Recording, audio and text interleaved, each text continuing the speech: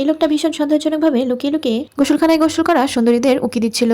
হঠাৎ করে একটি বিষধর সাপ ঝাঁপিয়ে এসে তার চোখের পাতায় এক কামড় বসিয়ে দেয়, আর লোকটা সেখানেই প্রাণ হারায়। কিন্তু তখনও ভেতরে থাকা সুন্দরী মাসাজ উপভোগ করছিল।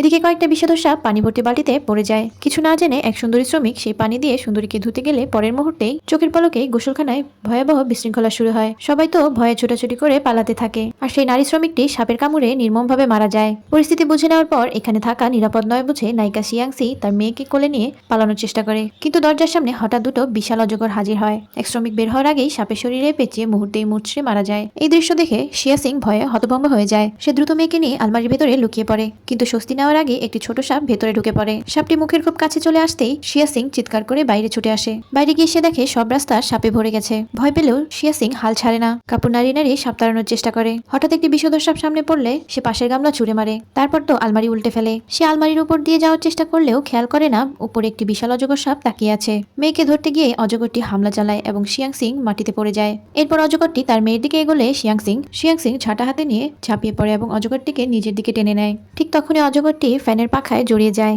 সুযোগ বুঝে শিয়া সিং ফ্যানের সুইচ চালু করে সর্বোচ্চ গতিতে ঘুরিয়ে দেয়। দ্রুত গতির ঘূর্ণয়নে অজগরটি আর টিকতে না পেরে ছিটকে বাইরে পড়ে যায়। এর মধ্যেই পুরো কারখানার চারপাশ বিষধর সাপে ভরে যায়। এই সব কিছুর মূল হোতা ছিল কারখানা নিরাপত্তা প্রধান জুনগে। সাপের চামড়া বিক্রি করে লাভ করার জন্য সে একটি অজগর ধরে ফেলেছিল।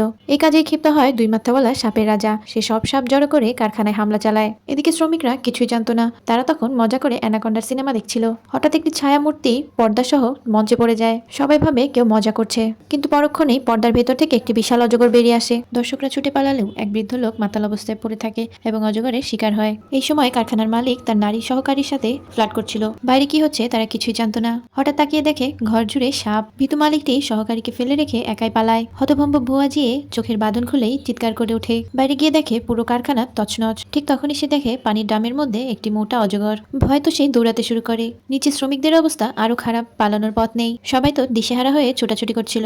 নিজের প্রাণ বাঁচাতে স্বার্থপর মালিক এক নারী শ্রমিককে সামনে ঠেলে, আর সেই মেয়েটি তো নির্মমভাবে মারা যায়। মালিক পালাতে গিয়ে অজগরের লেজের আঘাতে অজ্ঞান হয়ে পড়ে। পরে হুয়াজিয়ে আবার এক অজগরের মুখোমুখি হয়। সে খেয়ালই করে না পেছনে এক লোক ছিল, দুজনে ধাক্কা খায়। হুয়াজিয়ে তো সাথে সাথে লোকটিকে জড়িয়ে ধরে তার মুখ চেপে ধরে, যেন উপরের বিশাল সাপটি টের না পায়। কিন্তু দুর্ভাগ্য, ওটা ছিল দুই মাথাওয়ালা সাপের রাজা। লোকটি চুপ থাকতে ইশারা করলেও পরক্ষণেই সে মাটির একটি লোহার দাড়িতে পা দেয়। শব্দে ক্ষিপ্ত হয়ে সাপের রাজা তেড়ে আসে। দুজন তো প্রাণপণে দৌড়াতে থাকে।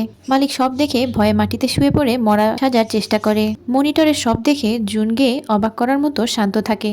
খুব দ্রুত দুই মাথাওয়ালা সাপের রাজা মানুষদের উপর ভয়াবহ হামলা করা শুরু